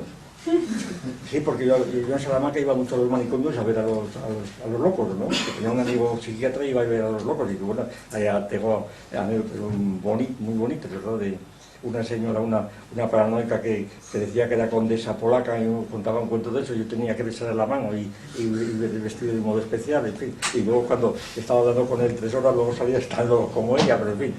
Bueno, pues, entonces ella estaba alienada, entonces decir que yo estoy alienado, decía, bueno, pues vamos a ver, todas en serio, ¿estás alienado? ¿Qué es o qué? No, es que la alienación, claro, luego me enteré que alienación es una palabra que aparece en la Biblia, en San Pablo, alienatisum, que luego la utiliza San Agustín, y es una palabra de origen cristiano, que el hombre queda alienado del amor de Dios porque piensa en sí mismo, y la alienación es meterse en sí mismo, para más paradoja, ¿no? La alienación es que el hombre se mete en sí mismo en lugar de estar mirando con Dios. ¿Bien? Entonces lo de la alienación no tenía ni pies ni cabeza, y entonces, ¿qué quiere decir? Que el pecado original es que la humanidad, el género humano famoso, luego tantas veces hemos tenido ocasión de el género humano que se canta en la internacional, ¿no? El género humano, que todavía cuando lo cantan en Rodiezno o lo que sea, todavía vibra el proletariado, el género humano, ¿verdad? Pero ¿qué querrán decir con eso? El género humano no existe. Existe taxonómicamente, claro, existe como una categoría de Linneo, ¿verdad? Pero el género humano, ¿dónde está el género humano? En ninguna parte. Y esto no hay forma de meterse en la cabeza. No, es más, decir esto es decir, tú eres un facha, es lo que te dicen. ¿Cómo que no va a existir el género humano? Entonces, esto es propio de un pequeño burgués, bueno, y esto otro es de un gran burgués, ¿verdad? El género humano no existe, ¿por qué? Porque no ha existido nunca. Pero además es una cosa tan evidente que da rabia tener que demostrarlo, ¿verdad? No ha existido nunca porque lo que ha existido son pues unas bandas de australopitecos y de pitecántropos, ¿verdad? Son bandas de esas, que además cada uno, que no eran hombres, eran homínidas, y que luego cada uno va desarrollando una forma de sociedad, de una lengua especial, es decir, que no hay género humano, ¿verdad? Cada uno va por ahí vagando hasta que se asientan, y cuando se asientan, ¿qué pasa? Que se apropian de un territorio, ¿verdad? Y cuando se apropian de ese territorio, pues entonces aquello es su patria, y entonces no hay propiedad ni hay lucha de clases, las clases empiezan entonces. Y entonces el análisis de Engels, por ejemplo, a mí me parece que adolece completamente de la falta de finura en este hecho, ¿no? Es decir, la propiedad aparece porque la lucha de clases, los explotadores, ¿verdad?, inventan al Estado para mantener explotados o sometidos a los otros. El Estado es una máquina de sujeción de los explotadores a los explotados, porque se han apoderado de los medios de producción. Coño, porque os habéis apoderado previamente, ¿verdad?, previamente de un terreno que teóricamente pertenecía a todos los hombres. En la tradición, pues qué sé yo, de Luz Vives o del Paz de Mariana, etc. La tierra pertenece a todos los hombres. Bueno, el derecho a entrar en las Indias, famoso. Todos los hombres pueden entrar a la tierra. ¿Por qué no entran? Pues porque no les dejan los que están dentro. Esa es la razón. ¿Y por qué buscan otra razón? Es que no tienen derecho, pero ¿de qué coño derecho tiene usted? que no tienen derecho, pero el derecho lo tendrán, es como el derecho al aborto ahora, pero que tenemos derecho al aborto, bueno, tendrán derecho cuando se lo dé la ley, ¿verdad? Pero antes de ¿quién ha dado ese derecho? Dios Padre, pero ¿qué es eso de derecho? El derecho supone precisamente el Estado, que es el que da el derecho. Y el derecho internacional es que no es derecho internacional, el derecho internacional es una serie de pactos entre Estados que no es derecho, sencillamente, hay una serie de convenciones, bien. Entonces vamos a ver, que además el derecho internacional pues sencillamente no tiene fuerza coactiva, más que indirecta, porque el derecho internacional para una gran potencia, pues les escucho decir lo que pasa, ¿verdad? Pues no pasa nada, que simplemente que no lo acepte y se acabó. Son pactos que cuando les conviene ustedes, cuando no. Entonces, la distinción que había que hacer era entre apropiación, que es el momento en el cual un sector de la tierra como plataforma básica, de riqueza básica, lo apropia un pueblo dispuesto a resistir ante cualquiera que quiera tratar, y el derecho consiste en la fuerza a resistir. Y no hay otra, bueno, yo no veo otra, el que tiene derecho, eso es una majadería, perdonen a mi juicio totalmente, el que tiene derecho, porque es el primer ocupante, pero ¿por qué va a ser el primer ocupante el que tiene derecho? Tiene derecho porque tiene fuerza para resistir. Y si no tiene fuerza, pues el otro será invadido, claro, y ya está, y no hay más historias. Entonces, la ocupación de un territorio supone necesariamente pues, una defensa, lo que llamaremos después el eje cortical, el plano cortical, la capa cortical, que es simplemente, en frases de Platón, donde dice Platón, en las leyes, dice, ¿no habéis observado que todas las ciudades griegas están siempre preparadas para la guerra porque están rodeadas de murallas y con aparatos claro, y con vigías, claro, están preparadas para la guerra, como pasa ahora? Entonces, la capa cortical es esencial al Estado, ¿por qué? Porque nosotros también quieren, entonces el derecho es la fuerza, la potencia grande o pequeña de un Estado en cierre frente a los otros. Y entonces, ¿qué es la propiedad? Pues la propiedad es la redistribución de la apropiación para los que están dentro. Ahí es cuando empieza el derecho de propiedad, la redistribución injusta después, injusta en el supuesto de la igualdad, simplemente la redistribución, pues sencillamente del que pudo, porque si hubiera podido el otro cogerse lo que se cogió el primero, lo hubiera hecho también. O sea, que injusta de qué, ¿verdad? ¿Injusta de qué? Es sencillamente la distribución de hecho del que era más fuerte o más listo lo que fuera, que se cogió las mejores parcelas de la parte redistribuida, bien. Y entonces ahí es cuando empiezan las clases, a lo sumo. Pero las clases están dentro, según esa teoría, están dentro del Estado. Y no al revés. El Estado no es un resultado de la lucha de clases, sino que las clases empiezan realmente con el Estado, dentro del Estado. Y claro, naturalmente no se niega la diferencia de clases.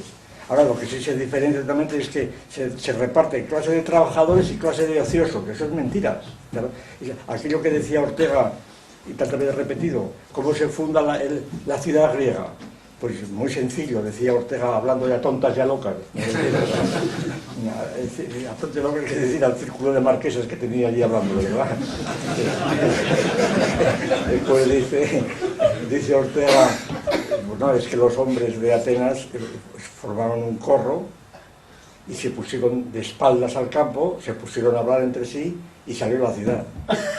Y decían las marquesas, qué bonito, qué bonito. Claro, qué elegante es Ortega, claro, de lo que hablaba, lo que tú dices de que hablaban aquellos hombres en corro. Entonces se hablaban de la necesidad del servicio militar para los jóvenes, ¿verdad? Para poder seguir hablando, ¿verdad? Y hablaban de cómo organizar y acordarse de cómo estaban sus barcos, sus tierras, demás. Hablaban, pues eso, de los negocios propios de eso. No estaban hablando de... Porque, es más, estos que forman la ciudad son los que mataron a Sócrates, expulsaron a Aristóteles y a Anaxágoras, es decir, que nada de filosofar, no estaban hablando allí de filosofía, estaban hablando de sus negocios, y cuando empezaron estas escuelas, eso los expulsaron, los mataron, los liquidaron o los desterraron, pero muchos, como todo el mundo sabe, Anaxágoras, Protágoras, Aristóteles, Platón, bueno, todos siguieron, Diágoras. Entonces, Sócrates es el más famoso, pero no es el único.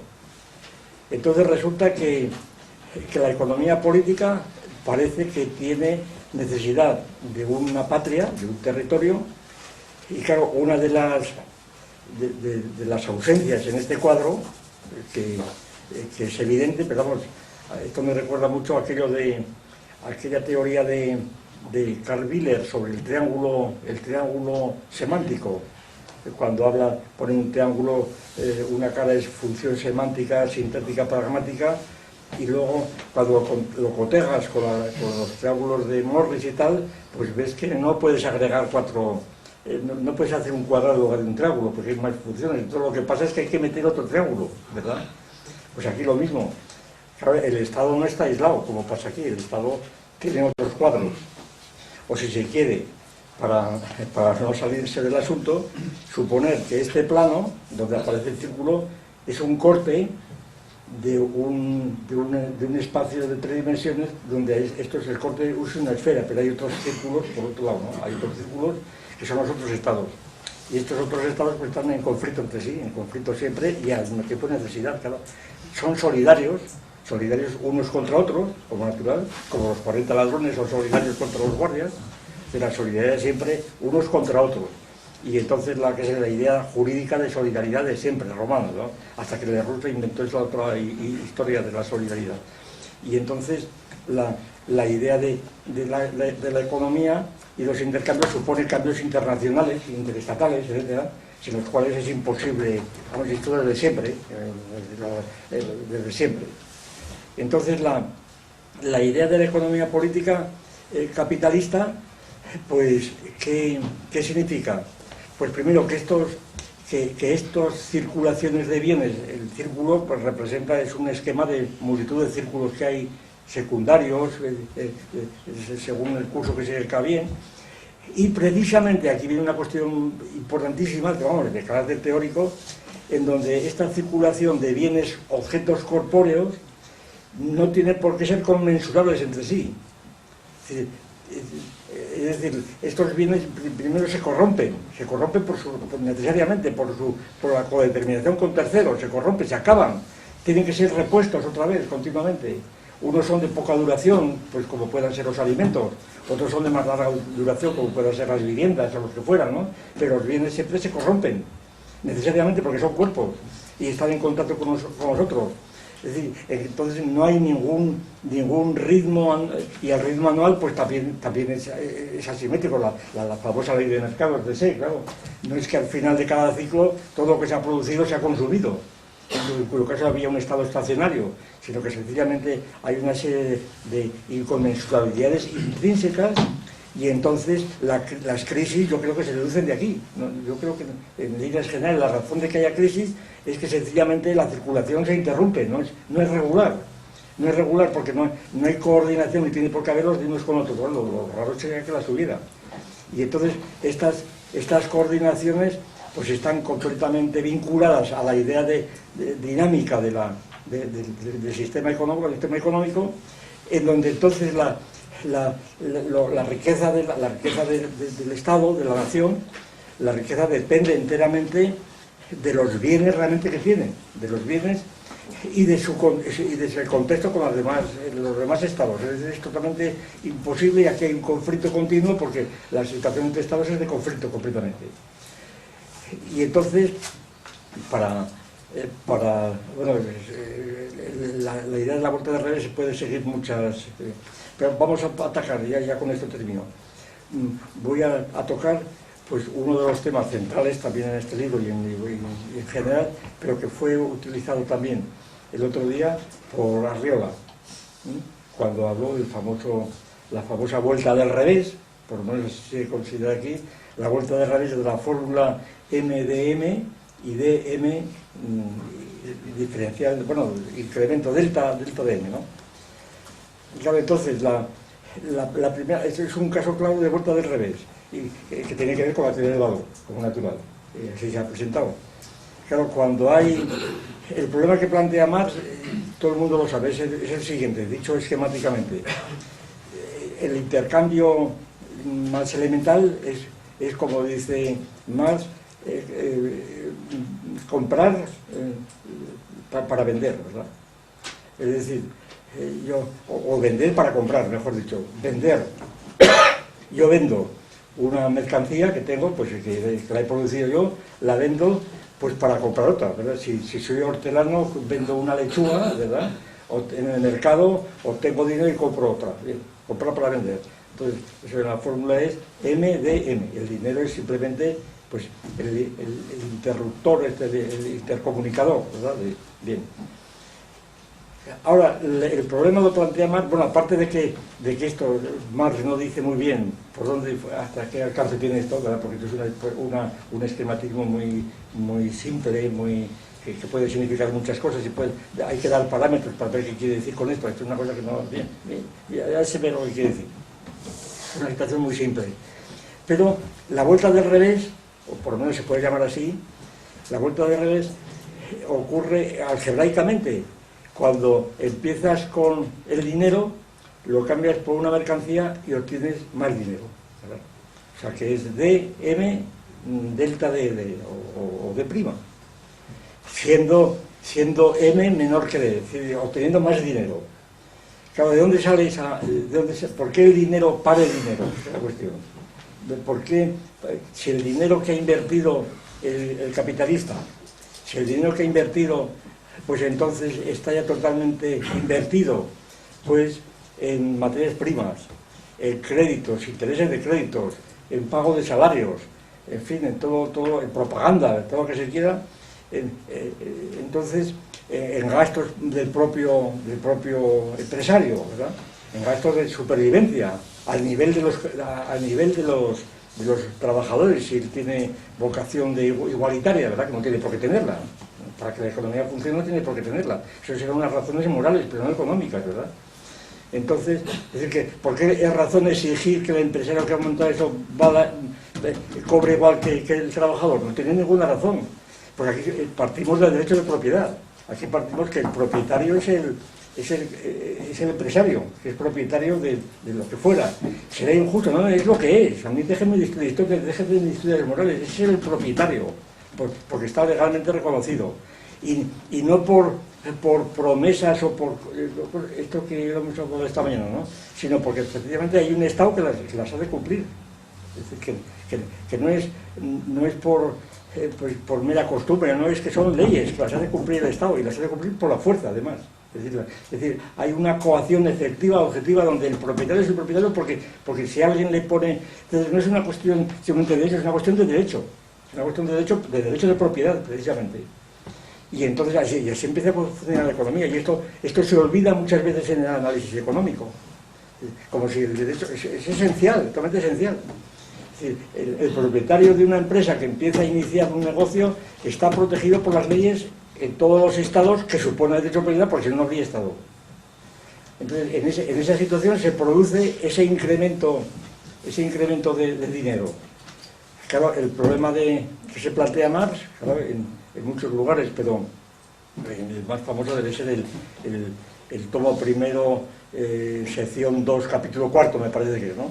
Vamos a citarlo varias veces, pero igual me he confundido. Ahí es cuando Marx empieza a sorprenderse, que ese es el problema. ¿Por qué se sorprendió Marx? Ese es el problema que yo planteo. ¿Por qué se sorprende Marx de que este dinero invertido luego dé lugar a más dinero? Es decir, yo siempre me sorprendí de la sorpresa de Marx. Bueno, pero ¿por qué se sorprende Marx? ¿Qué es lo que esperaba? Pues voy por lo siguiente, esto es más largo de contar, pero se puede decir en 2 palabras. A mi juicio se sorprendió Marx de esto, pues porque ya partía del comunismo.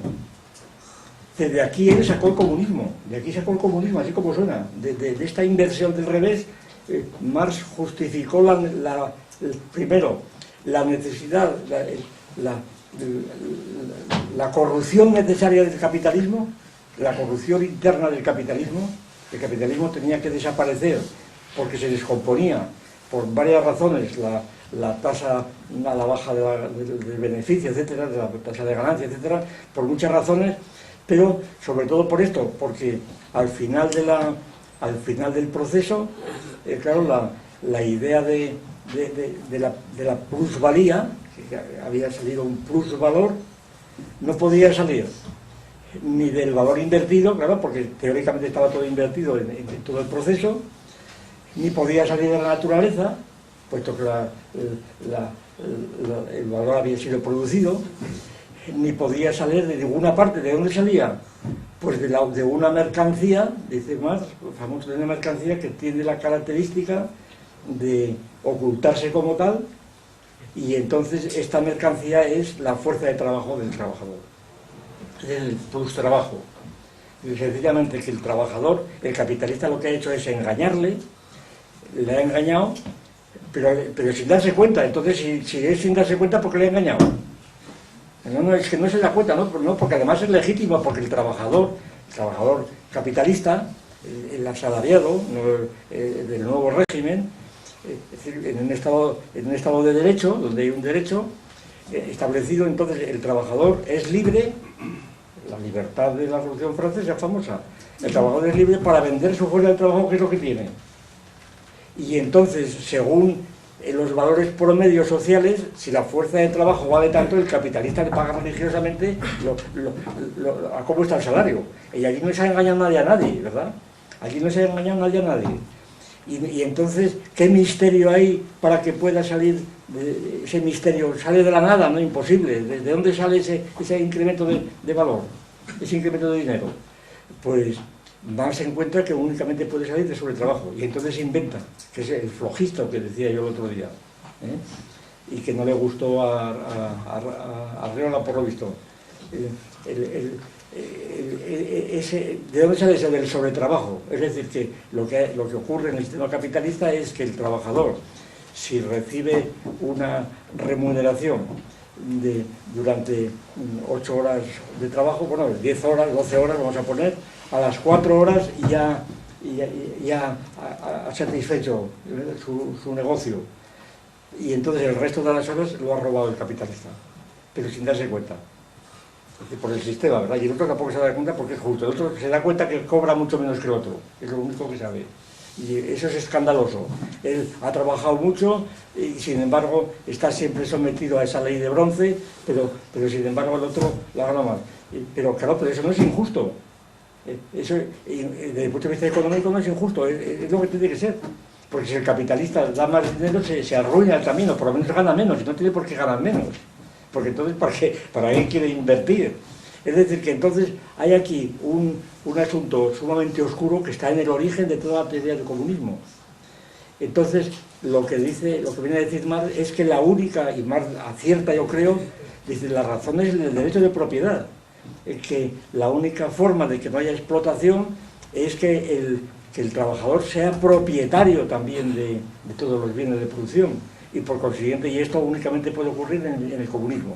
De manera que el comunismo es la única manera que ve más para explicar este milagro, este misterio de la producción de la plusvalía por el plustrabajo.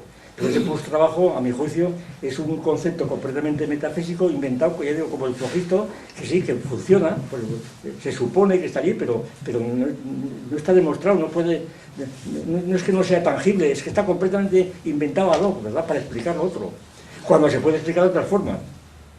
Es decir, ¿por qué obtiene más dinero el capitalista? Pues entre otras cosas por esa teoría de la moneda que hemos dado. Sencillamente porque la mercancía que ha obtenido, pues puede tener mucha demanda y por consiguiente puede encarecerla, porque tiene mucha demanda. Y entonces la plusvalía viene del propio mercado, no viene del plus trabajo, por ejemplo, vamos. Y entonces la situación es totalmente distinta. Por tanto, el comunismo no es la solución al asunto. El comunismo, tal como lo expone Marx aquí, en esta vuelta de revés, el comunismo, a mi juicio, está justificado ad hoc, precisamente como una construcción para explicar un problema planteado por Marx, porque parte ya del comunismo primitivo, es la cuestión. Parte del comunismo primitivo, donde todos los hombres tenían todo en común. En la comunidad primitiva, entonces vino el pecado original, la alienación, se separaron las clases, empezó la lucha de clases, y claro, entonces la única solución es volver otra vez a juntarse en la sociedad con comunidad de bienes para que desaparezca la explotación. Claro, todo esto es lo que estábamos esperando a ver lo que pasaba en la Unión Soviética, ¿verdad? Luego resulta que se hunde. Después de todo esto se hunde, pues aquí ha fracasado totalmente. ¿Por qué ha fracasado? Hombre, pues porque por el cordón sanitario, porque el resto de los estados iban contra ella, por el capitalismo, bueno, pero claro, Lenin ya había dicho que si no había revolución en Alemania fracasaba la revolución rusa o soviética. Stalin declaró a Rusia patria del proletariado, diciendo que aquello era el comunismo, ¿no? Como después siguió adelante. Aquello fracasó por razones económicas, sencillamente, porque por muchas razones. Y entonces la idea de la economía comunista, pues a mi juicio es una invención, completamente una invención mística, fundada en la alienación, la comunidad primitiva, que está luego tratada de explicar económicamente, que ha tenido una fuerza terrible, ¿verdad? Porque las posibilidades de convicción y de asociación de todas las reivindicaciones que sigue presente, por ejemplo, en las disputas que actualmente vemos de sindicatos contra empresarios, parece que el empresario es una figura de un extorsionador, un tipo miserable, ¿verdad?, que está explotando a los trabajadores, mientras que los sindicatos son los que tienen la razón, son los buenos, los otros son los malos. Bueno, esa es la idea que se tendría. Y entonces los buenos y los malos. No. Y sin embargo, eso no hay quien lo saque de las cabezas de los sindicatos. De hecho, ¿qué ocurre en los sindicatos? Pues sencillamente ocurre que están, creo yo, en España actualmente, que están en gran parte participando del ideal comunista soviético, de ser funcionario del Estado, por lo menos, ser funcionario, que es lo que quieren todos, ser pagados por el Estado de bienestar, pues también contribuye al asunto, y entonces esa idea del estado de bienestar hace que individuos que están ociosos, pues sigan cobrando, el perro o lo que fuera, y entonces se creen ya justificados cuando decía esta mañana alguien, la razón de la crisis la tienen los trabajadores, claro que la tienen, totalmente. Bueno, esta mañana lo decía un economista, Arriola, eso lo decía Arriola, además, lo tiene, porque naturalmente que la tienen, eso, claro, la tienen los trabajadores, ¿por qué? Porque han convertido los sindicatos de ser sindicatos de clase, que decían en el época de Marx, en una serie de mutualidades donde lo que quieren ser funcionarios. Y entonces, claro, es decir, no quieren absolutamente alterar el orden del Estado, al revés, todo lo contrario. Quieren un Estado de tipo socialista, en donde sencillamente pues todo el mundo pues tenga los mismos derechos. Somos el Ministerio de Igualdad, todos somos iguales, ¿sabes? Todos somos iguales. Y ya está, y no se define lo que es la igualdad, todos somos iguales, y entonces ¿qué pasa? Pues lo que pasó en la Unión Soviética. Es decir, que todo esto, a mi juicio, si la Unión Soviética hubiera seguido en pie, hubiera sido muy distinto, no solamente por el apoyo que prestaría a los sindicatos y demás, a los trabajadores, por el apoyo que prestaría para exportar su revolución, que al mismo tiempo tenía efectos económicos, sino también porque era una especie de espejo donde más o menos la gente pensaba si aquello fuera bien. Pero es que se ha hundido, y sin embargo es como si no, la gente sigue con los mismos esquemas totalmente triviales y elementales del llamar, enteramente con los mismos esquemas, oyendo hablar con esta seriedad de burro, perdonen, que ponen los jefes sindicales cuando hablan en público, ¿verdad? Es una monotonía de ideas, este señor con las barbas, este señor de la UGT y el otro, el Toxo y no sé cómo, ¿verdad? Claro, ¿qué pensarán estos hombres? Porque esto ya no leen ni el capital ni nada, esto ya están viviendo de rentas, y entonces están allí metiéndose como los empresarios. Claro, como si los empresarios fueran una especie de ratas que están allí explotándoles, pero coño, montarles la empresa a vosotros. Entonces protestan cuando una empresa se deslocaliza y se marcha a otro país, ¿verdad? Y los deja así, ¿verdad? Es que no hay derecho, coño, pues cobrar menos. Es decir, que no tienen actitud política los sindicatos, están conchavados con el gobierno, de hecho las huelgas están muy controladas, es decir, la situación es totalmente, es una especie de complicidad entre el gobierno y los sindicatos.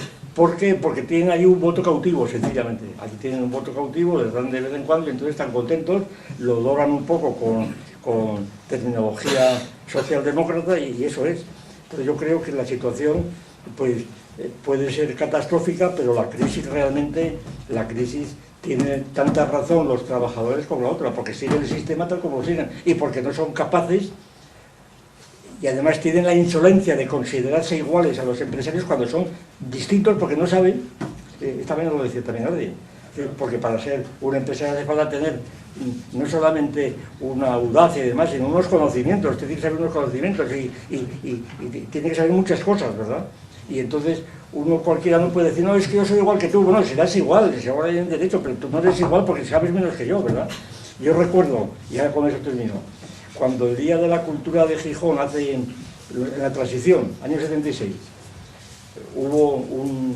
era un Día de la Cultura donde había muchísima gente, estábamos en la mesa, por una parte Lasso, José María Lasso y yo, que representábamos, éramos vistos como el sector prosoviético.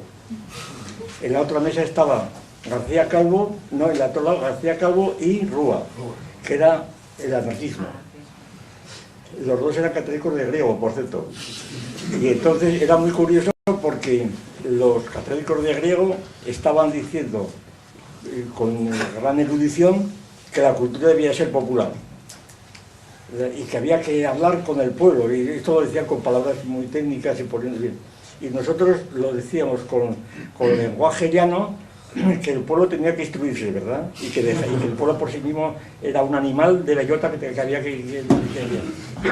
Entonces se levantó indignada una obrerita, dije, de una fábrica de tejidos de Gijón, bueno, arremetió contra mí, claro, y me dijo más o menos lo siguiente: yo soy analfabeta, yo no sé leer, por las condiciones personales y tal, porque ya había aprendido a leer, porque no es tan difícil, ¿eh? O sea, porque mi familia, coño, pues haber aprendido a leer que ha tenido tiempo, vamos. Entonces yo no sé leer y sin embargo yo soy tan, no sé qué dijo, tan sabia como usted. Y digo, hombre, si no sabe leer, por lo menos yo le gano en que sé leer. ¿No? Pues como si no, bueno, un abucheo gigantesco me dieron y ya está, ¿verdad? Aquel individuo, pues eso esa es la actitud de esta gente. Bueno, pues nada, yo he terminado y sí, otra vez tan esquemático como siempre, pero así.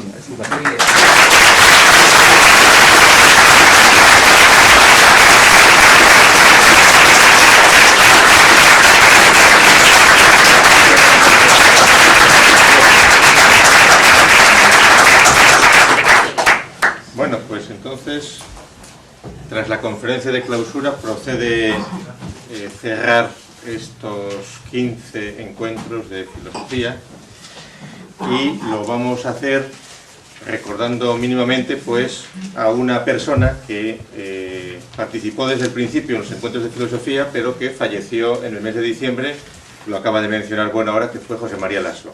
Entonces José María Lasso ya no pudo asistir a los encuentros anteriores por la enfermedad que tenía, pero ahora ya evidentemente pues ya no está entre nosotros y entonces pues es casi obligado en unos encuentros en los cuales él siempre participó en Gijón e interviniendo en prácticamente todos los encuentros, pues tener un recuerdo para él en este momento. Y desear pues que todos ustedes al año que viene sigan entre nosotros, estamos por supuesto que vamos a seguir aquí, y que nos podamos ver en los 16 encuentros de filosofía en Oviedo para comunicar y a todas las personas que han asistido y que en su mayor parte, lo cual también es importante desde un punto de vista sociológico, es decir, la mayor parte de quienes están aquí en esta sala no son de Oviedo ni son asturianos, sino que han venido de fuera, lo cual pues es la mejor noticia que se puede tener para asegurar pues la frescura y la diversidad y el interés que efectivamente pues estos encuentros reciben. Y nada, probablemente pues en unos días parte de los encuentros estarán disponibles en internet, en YouTube, y las comunicaciones pues que cuanto sean enviadas pues serán publicadas en el Catolepas, y así pues habremos cumplido un ciclo más de estos encuentros que empezaron hace 15 años. Y agradeciéndoles otra vez su asistencia y su presencia y convocando ya los 16 encuentros, pues se acabó, ¿eh?